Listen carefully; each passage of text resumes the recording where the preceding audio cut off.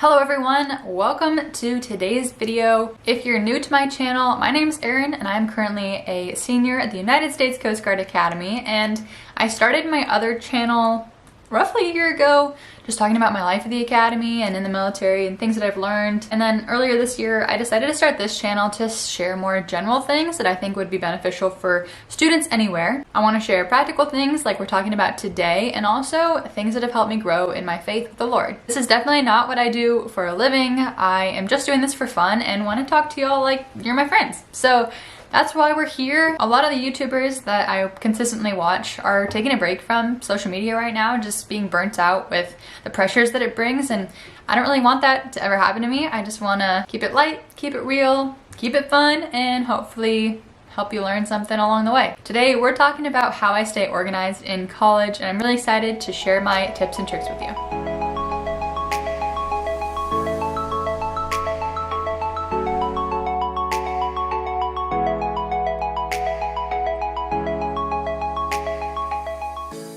So the first thing that you need to know is that I actually do everything digitally when it comes to school. In high school, I was the kind of person who had a super organized physical planner and who kept every single assignment organized in binders with tabs and all that. I had it super aesthetically put together with the nice labels, all that, and it was fun and great, and I stayed organized that way. But when COVID hit in 2020, I was home for spring break and I didn't have any of my school stuff with me, but we were doing classes online. So all I had was my computer.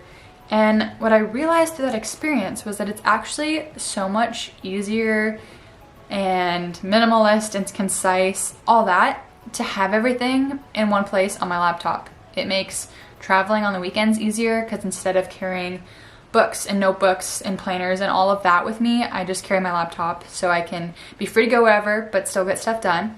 It also allows everything to be saved super efficiently.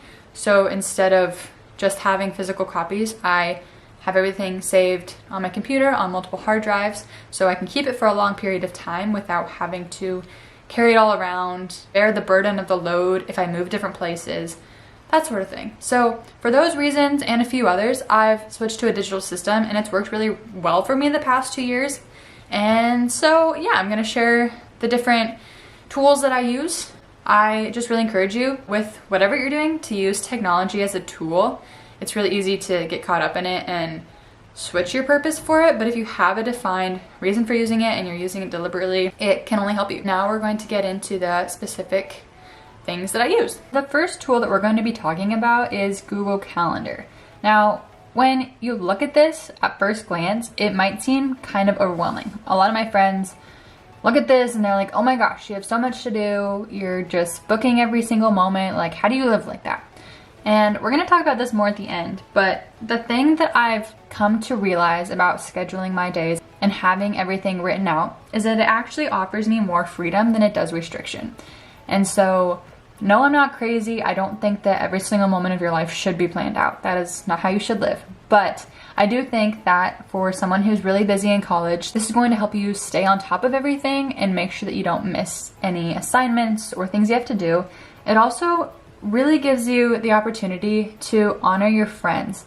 With Google Calendar, you can have it on both your computer and your phone. So when I'm out talking to friends and they ask if I'm available at a certain time, I can look at my phone, pull up Google Calendar, and schedule them in right then and there so that I honor their request to meet with me and I make sure that I don't miss it. So it's really, like I said, it offers more freedom than restriction, and it gives me an opportunity to serve my friends through organization. The things that I like about Google Calendar are, one, the different colors. So I just have my favorite colors here.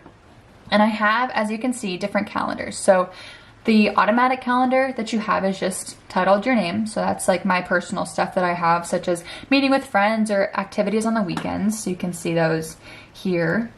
And then I have my academic calendar where I have all of my classes. So all my classes are this light brown color. And then I have all of my Coast Guard obligations in blue. I can click on and off my family's calendar, so since it's digital, they all have access to it on their computers. And so if I want to see what my family is up to, I can click this one, or I can leave it off when I'm at school so that I don't have it too busy or overwhelmed. And then I have my faith community events and reminders and tasks, which I'll talk about later, and then things for YouTube. That's one reason I like Google Calendar, is the different colors, and you can click them on and off. If I just want to see my school calendar, for example, I can do that. So I just have my school things here, or you can have them all on. Some colleges use programs such as Canvas, where you can go in to your syllabus and have it automatically transfer over to Google Calendar. So there's that capability too. One thing I'm going to talk about is tasks at some point, and these are all of my assignments, and so it links up really well to Google Tasks, which we'll get to. When you're entering different events, one thing in Google Calendar that I really appreciate is how you're able to set repeating events. So I didn't just go in here and set my capstone course. I didn't have to manually input it every single week. I can set it up for the first week of classes and then repeat it for a certain amount of time, and it'll automatically populate it in my calendar. So I'm gonna go down here and I'm gonna enter for next week. I'm gonna say we have women's Bible study at 8 o'clock. So I'm gonna go down here to 8 o'clock and I'm gonna type in women's Bible study, and I'm going to click it to OCF, which is my faith community. So it goes to that green color. And I'm gonna go up here to where it says does not repeat. I'm gonna click that. And I'm going to click the custom option. And here I'm gonna say repeat every 1 week, so every Monday. And I'm gonna have it end when school ends, which is around the 29th of April. I'm gonna push done. And it's from 8 to 9 o'clock. I'm gonna click save, and then it's automatically in here every Monday from 8 to 9. So that's how that works. That's what I did for all of my classes, for different events that happen every single week. So it's really easy to go in once at the beginning of the semester and fill it all in so that you're ready to go to the end of the year. Also, it enables you to go back and remember what you did. So if like you forget what you even did 1 week, if you have everything inserted, it's all saved there, super organized, so you'll have that to refer back to. If you have never used a system like this before, what I would recommend starting with is time blocking. So instead of having specifically like every single thing you're gonna do throughout the day, just like block a time. I'm gonna have class from 8 a.m. to 12, and then I'm gonna have class again from 1 to 3. So just time blocking like class, or like workouts, versus like naming everything and having everything super specifically laid out. That might overwhelm you at first, so just start with time blocking so you can have a general sense of what you're gonna be doing when. Also, please realize that you need to have buffer time in your schedule. Not everything is gonna take exactly the time it says on your schedule. Life doesn't work like that. If you're walking down the hall one day and you realize, oh, I haven't talked to this friend in a while, oh, but my calendar doesn't say that I have time for that, like, please do not neglect things just because your calendar says that's not what you're supposed to be doing. This is just a tool. Like I said, it's not dictating your life. Next, we're going to talk about Google Tasks. Google Tasks is where I keep all of my assignments for school and when things are due, such as military trainings, all the sort of things that I would want to cross off a physical list. To show you an example of how I insert a task, I'm going to pull up the task board main page here. I'm going to go to my navigation class, and I'm going to say that we have an exam. So let's say open book exam. We're going to click enter.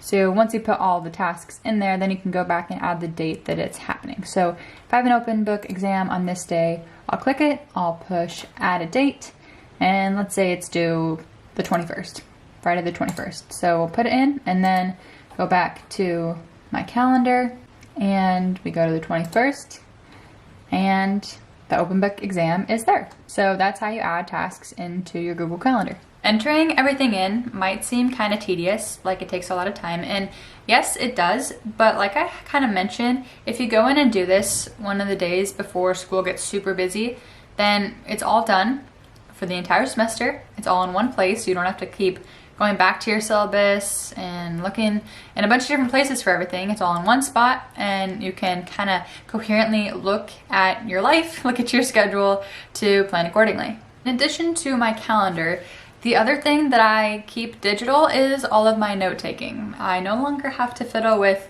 a lot of notebooks. I just have one notebook that I keep general stuff like notes for YouTube in, or like random things that I have to write down on a piece of paper. That's all I kind of carry a notebook for. I just have this one. The rest of everything I do on my laptop, and I use one of the digital pens. A lot of people have switched over to the iPad system. My laptop actually does the whole like flippy tablet thing, so that's really cool with my laptop. So I've switched over to using OneNote for all my note taking because you can put PDFs in there and write on the PDFs and then print them out for your homework, that sort of thing. So just the same as my calendar, this is where I do all my assignments. It is really easy to transport since I'm only carrying my laptop to class and on the weekends, and everything's backed up. So you won't ever have the my dog ate my homework excuse because it's literally on your laptop. Everything is saved for later without the hassle. You'll have it all backed up to reference if you need to later in grad school, that sort of thing. And when I'm note taking, I love to use like different colored pens and have it all super organized. Like I love the aesthetic of that. But here, like you don't have to like carry all of these pens to class every day. You can just have this one digital pen that you can like do everything with and make it look super good and straight and all that. So really love this system once I got used to it. It took a little time, just like anything does, but I can't ever go back now. A few other general tips that I have for school organization are: 1, to keep your email as empty as possible. Once you have read an email and gotten all the important information out of it, saved the documents, whatever you need, dealt with it, then delete it or move it to a different folder. Keep your inbox pretty clean so that you, 1, don't lose storage in your inbox, don't lose track of things you were supposed to do, all that. For me, I know that everything that's in my inbox is stuff that I need to get to. So if it's there, then it's something I have to address, and if not, then it's deleted. So that's my system, so you don't get overrun with an overflowing inbox full of who knows what. If you don't have a monitor for school, I totally recommend getting one, especially with everything being virtual these days. You're gonna need 2 screens to work with. So that's another tip that I didn't utilize right at the beginning. I just tried to do it all on my laptop, and it would have been much easier to just invest in the monitor first thing. And then this last step is kind of unrelated to the whole organization, how I actually do everything topic, but one thing just for all of you college students, college doesn't have to be the time when you're like staying up late till 2 a.m. every night doing homework. Like I promise you that having a bedtime, like even if you have to calendar it, having a bedtime makes a huge difference, and sleep is so important to your health, so important to your focus, and it's gonna help you in the long run.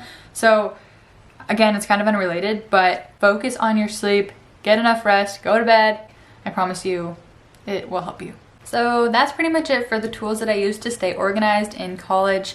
Now I want to talk about the idea that I brought up at the beginning of the video of using your organization as a tool and not something to control your life. I want my calendar and organization system to offer more freedom than restriction. I want it to help me, not just control me. So I wanted to bring it back to the faith aspect, of course, and read some verses in the Bible that talk about worrying about tomorrow and how we should view that. So in Matthew 6:25, it says, "Therefore I tell you, do not worry about your life, what you will eat or drink, or about your body, what you will wear. Is not life more than food, and the body more than clothes? Look at the birds of the air. They do not sow or reap or store away in barns, and yet your heavenly Father feeds them. Are you not much more valuable than they? Can any one of you, by worrying, add a single hour to your life?" And later on in the chapter it says, "Therefore do not worry about tomorrow, for tomorrow will worry about itself. Each day has enough trouble of its own." So even though with this system I am physically putting in what I think is going to happen for the rest of the week, the rest of the semester, for every weekend, that sort of thing, really, I want to approach each day with my hands open, offering every moment to the Lord. If you're walking down the hallway and you see someone in need and God's pulling your heart towards that, follow that guidance more than you follow the guidance of your stupid little calendar on your phone. That's how you should be viewing life, every moment as a gift from God. We're here on earth to glorify Him and to share His light with others, and so don't let anything else, including a calendar, distract you from that. Plan things that you think are going to glorify God the best so that they happen, because a lot of events can't happen without a little bit of preparation. So do your due diligence in that area, but again, approach each day with hands open to the Lord. That's all I have for you today. If you have more tips on the way that you organize for school, let me know in the comments down below. Don't forget to keep looking up, and I'll see you next time.